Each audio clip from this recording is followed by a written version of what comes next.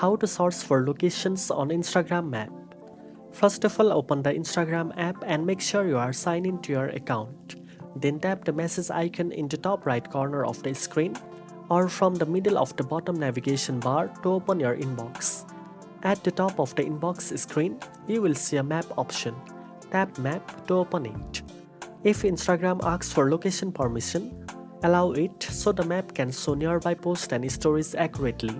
Once the map opens, you will see markers representing posts and stories shared by users near your location. You can zoom in and out or move around the map to explore posts from different areas around you. While you cannot search for specific locations, you can still discover trending spots, restaurants, cafes, events, and other popular places nearby by exploring the posts shown on the map. This is a great way to explore your city and see content shared by people around you. Remember to keep your location settings enabled and respect privacy settings when viewing shared posts. Now you know how to search for locations on Instagram Map. If you found this video helpful, don't forget to like, share and subscribe for more social media tips. Thanks for watching and I'll see you in the next one.